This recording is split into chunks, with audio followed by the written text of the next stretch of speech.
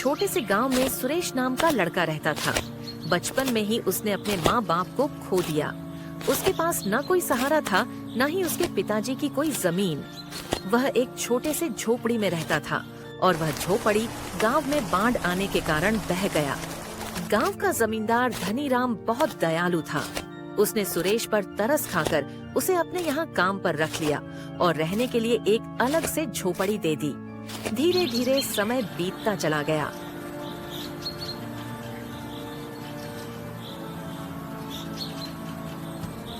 अब सुरेश बड़ा हो चुका था और आज भी वह जमींदार के यहाँ काम करता था। जमींदार भी उस पर बहुत भरोसा करता था। एक दिन सुरेश से कहता है, सुरेश बेटे, तुम अब शादी क्यों नहीं कर लेते? अब तुम्हारी शादी की उम्र हो गई है। तुम्हारी पत्नी आएगी तो तुम्हारा आधा काम वह संभाल लेगी, तुम्हारा घर संभाल लेगी, तुम्हारे खाने पीने का इंतजाम हो जाएगा। और मेरी भी अब उम्र हो चली है। पता नहीं कब भगवान का बुलावा आ जाए, मेरे सामने तुम्हारी शादी हो जाए तो मैं भी तुम्हारे लिए निश्चिंत हो जाऊंगा। अरे सेठ जी, ऐसा क्यों कहते हो? आपको मेरी उम्र भी लग जाए, आपके सिवा मेरा है ही कौन यहां?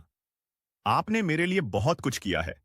बचपन से लेकर अब तक आपने ही मुझे माता पिता दोनों का प्यार दिया है। आपका उपकार तो मैं कभी नहीं चुका सकता। उपकार की बातें छोड़ो सुरेश, बताओ शादी करोगे? लड़की मैं ही देखूं या तुमने कोई देख रखी है?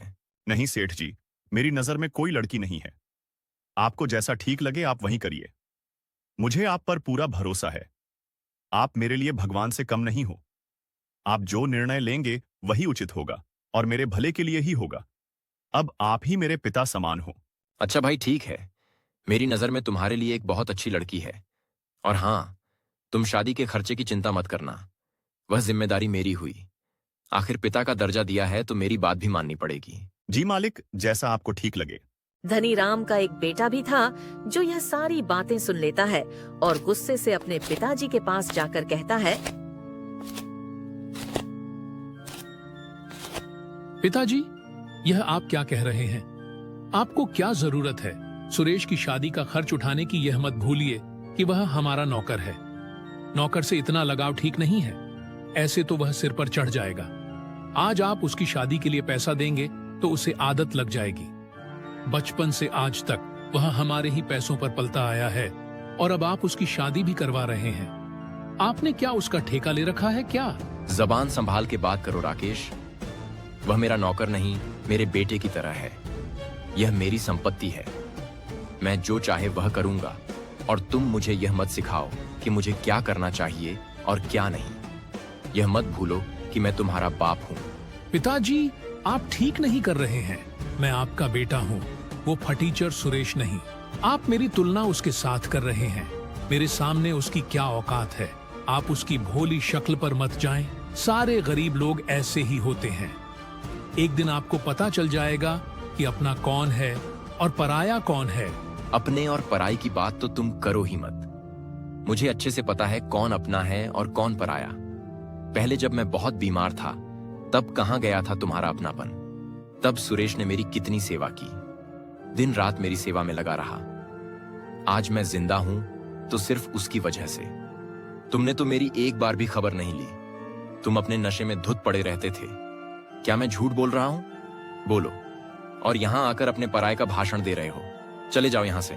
लगता है उसने आप पर कोई जादू टोना कर दिया है, इसलिए आप अपने बेटे से ज्यादा उस 2 कौड़ी नौकर की तरफदारी कर रहे हो। और आपकी उम्र भी तो हो चली है। आपकी उम्र में आदमी शटिया जाता है। अभी एक काम करो, सारा हिसाब किताब मुझे दे दो, नहीं तो आप इसी तरह से सब पैसे लुटा दोगे और मेरे पास कुछ भी नहीं बचेगा। जब तक मैं जिंदा हूं तब तक तुम्हारे हाथ कुछ नहीं आने वाला। तुम्हारे हाथ में हिसाब किताब देकर मुझे अपना नाम नहीं खराब करना है। मैंने पैसे बहुत मेहनत से कमाए हैं। समाज में मेरी बहुत इज्जत है और तुम मेरी इज्जत मिट्टी में मिलाना चाहते हो। अगर तुम्हें हिसाब किताब चाहिए तो उस लायक बनकर आओ, फिर बात करेंगे। काश तुम्हारी जगह भगवान मुझे सुरेश जैसा बेटा दिया होता। राकेश वहाँ से गुस्से से चला जाता है।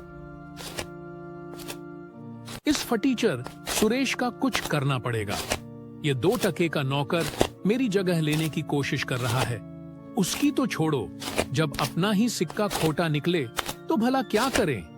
मेरा बाप होकर मेरी जगह उस मनहूस की तरफदारी कर रहा है। यह अपमान मैं कभी नहीं भूलूंगा। वक्त आने पर दोनों को सबक सिखाऊंगा। थोड़े समय बाद धनीराम सुरेश की शादी करवा देता है। सुरेश की जिंदगी और बेहतर हो जाती है। सचमुच सीमा, तुम्हारे आने से मेरी जिंदगी पूरी तरह से बदल गई है। अब तक मैं अपने सारे काम खुद ही किया करता था। खाना पकाना, कपड़े धोना, अब सब तुम संभाल लेती हो। और तुम्हारी आने की वजह से मेरा अकेलापन भी दूर हो गया है। माँ बाप तो बचपन में ही गुजर गए और फिर मालिक ने ही मुझे सहारा दिया। उन्होंने मेरे लिए बहुत कुछ किया है। उनका उपकार मैं कभी नहीं चुका पाऊंगा। आज तुम मुझे मिली हो तो सिर्फ उनकी वजह से। मालिक मेरे लिए किसी भगवान से कम नहीं। यह बात तुम भी हमेशा याद रखना। मालिक के मान सम्मान में कभी कोई कमी मत रखना। जी बिल्कुल, आप बिल्कुल सही कह रहे हैं। धनीराम चाचा दिल के बहुत अच्छे आदमी हैं। ऐसे ही कुछ दिन बीत जाते हैं। एक दिन राकेश धनीराम से कहता है, सुनिए पिताजी, मुझे 10,000 रुपए चाहिए। तुम्हें इतने सारे पैसे किस लिए चाहिए? वह मैं आपको नहीं बता सकता, बस मुझे पैसे दे दीजिए। समझ गया। अपने नशे की लत और जुआ खेलने के लिए तुम्हें पैसे चाहिए, क्योंकि अब तक तुम यही करते आए हो। राकेश, अभी भी वक्त है, सुधर जाओ। ये सब गंदी आदत छोड़ दो। इसमें कुछ नहीं रखा, सिर्फ बर्बाद ही होगा। मैंने आपसे रुपए मांगे हैं, ज्ञान नहीं। मेरी जो मर्जी मैं करूं। आखिर यह सब पैसे मेरे ही तो हैं। मैं ही आपकी संपत्ति का अकेला वारिस हूं। मेरा जहां मन करेगा मैं वहां खर्च करूंगा। आप अपनी सलाह अपने पास ही रखिए और मुझे बस पैसे दे दीजिए। बदतमीज अपने पिता से कैसे बात करते हैं? तुम्हें इसकी भी तमीज नहीं रही। तुम दिन दिन बदतमीज होते जा रहे हो। अगर किसी अच्छे काम के लिए मांगते तो मैं तुम्हें पैसे दे भी देता, लेकिन अब मैं फूटी कौड़ी भी नहीं दूंगा। ये धन दौलत मैंने बहुत मेहनत से कमाई है, जुए और नशे में उड़ाने के लिए नहीं।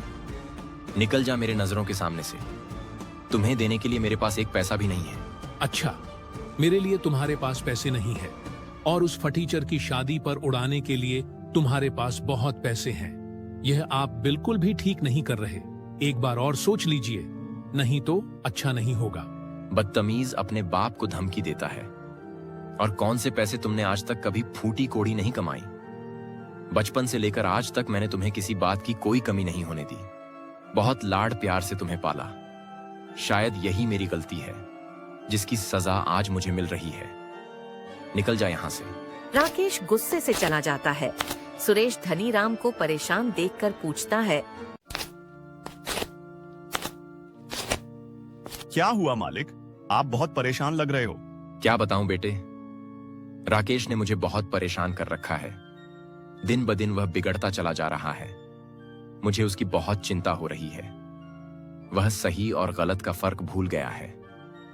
पता नहीं इस लड़के का क्या होगा। मालिक, आप ज्यादा परेशान ना हो, सब ठीक हो जाएगा। आप छोटे मालिक से प्यार से बात करके उन्हें समझा दीजिए, वह समझ जाएंगे। वह दिल के बुरे नहीं है। नहीं सुरेश बेटे, तुम नहीं जानते। अब बात हाथ से निकल चुकी है। वह बातों से मानने वाला नहीं है। उसके लिए मुझे कोई कठोर कदम उठाना पड़ेगा। इधर राकेश बहुत गुस्से में होता है और सोचता है, मैं भी देखता हूँ मुझे पैसे कैसे नहीं मिलते। मुझे किसी भी हालत में पैसे चाहिए। इसके लिए चाहे मुझे कुछ भी करना पड़े। यहाँ भी घी सीधी उंगली से नहीं निकलने वाला। मुझे उंगली टेढ़ी करने की पड़ेगी।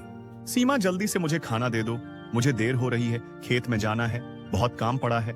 सीमा सुरेश को खाना देती है। सुरेश खाना खाने के बाद खेत में काम करने के लिए चला जाता है।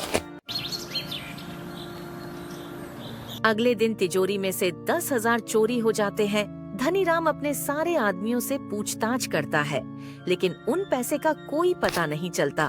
तभी राकेश वहाँ पर आकर बोलता है, क्या बात है पिताजी, आप बहुत परेशान लग रहे हो। क्या हुआ है? छोटे मालिक की तिजोरी से 10,000 रुपए चोरी हो गए हैं। चोर का कुछ पता नहीं चल रहा। आखिर कौन पैसे निकाल सकता है? अच्छा, तो यह बात है। चोर और कौन होगा? सुरेश ही होगा। जरूर सुरेश ने ही पैसे निकाले हैं। ये तुम क्या कह रहे हो राकेश? मुझे सुरेश पर पूरा भरोसा है। वो कभी ऐसा नहीं कर सकता। उस पर भरोसा करके आपने गलती की है। वह आपके भरोसे के लायक नहीं है। चोरी उसी ने की है। उसकी तो पहले से ही हमारे पैसे पर नजर है। आप उस पर बहुत भरोसा करते थे ना, उसको कभी कभी तिजोरी की चाबी भी देते थे। अब पता चला दिन रात आपके आगे पीछे इसी के लिए तो घूमता था। तभी सुरेश वहाँ पर आ जाता है। क्या बात हो गई है मालिक, कुछ हुआ है क्या? इतना सब करने के बाद पूछ रहे हो कि क्या हुआ है? एक तो चोरी की है तुमने और ऊपर से हिम्मत तो देखो, इसकी मुंह उठाकर चला आया। तुम्हें शर्म नहीं आती? जिस थाली में खाते हो उसमें छेद करते हो। मालिक, ये छोटे मालिक क्या कह रहे हैं? मेरे तो कुछ समझ में नहीं आ रहा। चोरी और मैं राम राम राम, मैं तो सपने में भी ऐसा नहीं सोच सकता मालिक। ज्यादा भोले मत बनो, चोरी तुम ही ने की है। सच सच बताओ वो पैसे कहाँ हैं, वरना लात मारकर तुम्हें यहां से निकाल दूंगा। तुम जैसे मक्कार को मैं अच्छी तरह से जानता हूं। पहले बड़े लोगों को अपने चिकनी चिक बातों में फंसाते हो, उनका भरोसा जीत लेते हो, फिर जैसे ही मौका मिले हाथ साफ करके निकल जाते हो। एहसान फरामोश, मेरे पिताजी ने तुम्हारे लिए क्या कुछ नहीं किया और तुमने उनके एहसान का यह सिला दिया। बस राकेश, बस अब बहुत हो गया तुम्हारा। कब से तुम सुरेश को भला बुरा बोलते जा रहे हो, अब और एक शब्द भी नहीं। मैं सुरेश के खिलाफ कुछ भी नहीं सुनूंगा। मुझे सुरेश पर तुमसे भी ज्यादा भरोसा है कि सुरेश ऐसी हरकत कभी नहीं कर सकता। सुरेश भले ही गरीब है, लेकिन उसकी नीयत, उसकी ईमानदारी और उसकी अच्छाई में वह तुमसे कहीं गुना ज्यादा अमीर है। उसकी बराबरी तुम दूर दूर तक नहीं कर सकते। आप एक मामूली नौकर के लिए अपने बेटे का अपमान कर रहे हो। यह सुरेश एक नंबर का धोखेबाज है और चोर है। इसने चोरी की है। इसने आपके आंखों के ऊपर पट्टी बांध रखी है, इसलिए आप सच्चाई को देख नहीं पा रहे हैं। मैं तो कहता हूं इसके घर की तलाशी लीजिए, जरूर इसने पैसे वहीं छुपाए होंगे। बस अब बहुत हो चुका राकेश, ज्यादा बोलोगे तो मेरा हाथ उठ जाएगा। मैं अच्छी तरह से जानता हूं तुम सुरेश पर झूठा आरोप लगाकर उसे मुझसे दूर करना चाहते हो। मुझे तो लगता है चोरी उसने नहीं की है, बल्कि मैंने तुम्हें पैसे नहीं दिया तो तुमने ही की होगी। आप मुझ पर इल्जाम लगा रहे हो अपने बेटे पर। आप ऐसा सोच भी कैसे सकते हो? आपको इस नौकर पर भरोसा है और अपने बेटे पर नहीं। नहीं है, मैं सबके सामने कहता हूं, मुझे तुम पर बिल्कुल भी भरोसा नहीं है। अच्छा ठीक है, आपको मुझ पर भरोसा नहीं है तो आप बेशक मेरे कमरे की तलाशी लीजिए, लेकिन मेरी एक शर्त है। मेरे कमरे की तलाशी के बाद आपको सुरेश के घर की भी तलाशी लेनी होगी, तभी दूध का दूध और पानी का पानी हो जाएगा। फिर क्या था, राकेश के कमरे की तलाशी ली जाती है, लेकिन उसके कमरे में वह पैसे नहीं मिलते। देखा, आप सबको नहीं मिले ना पैसे। मैं आपको कब से कह रहा हूं कि पैसे सुरेश ने ही चुराए हैं। एक बार उसके घर की भी तलाशी ली जानी चाहिए। छोटे मालिक बिल्कुल सही कह रहे हैं। सुरेश के घर की तलाशी लेते हैं। फिर सुरेश के घर की तलाशी ली जाती है और सुरेश के घर में पैसे मिल जाते हैं। ये लीजिए मालिक, सुरेश के पलंग के नीचे रखे थे। ये देखकर सुरेश को बहुत बड़ा धक्का लगता है कि आखिर उसके घर में पैसे आए कहां से। धनीराम को भी बहुत बड़ा धक्का लगता है। वह कुछ भी नहीं बोलता, बस चुपचाप खड़ा रहता है। धनीराम एक शब्द भी नहीं बोलता। सुरेश धनीराम को मनाने की बहुत कोशिश करता है, रोने लगता है, लेकिन उसकी बात कोई नहीं सुनता। धनीराम वहाँ से चला जाता है।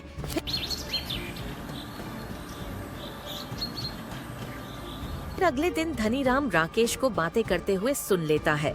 अच्छा, तो यह बात है, उस सेठ के यहाँ सुरेश को काम मिल गया। तुम एक काम करो, जैसे हमने पिताजी के कमरे से पैसे चुराए थे, सुरेश के कमरे में रखे थे, वैसे ही उस सेठ के यहाँ सेठानी का हार चुरा लो और मौका मिलते ही सुरेश के घर पर जाकर रख दो। मैं भी देखता हूँ वह सेठ सुरेश को कैसे काम पर रखता है। उस सुरेश को मैं भूखे तड़प तड़प कर मरते हुए देखना चाहता हूँ। उसे पाई पाई के लिए मोहताज ना बनाया तो मेरा भी नाम राकेश नहीं।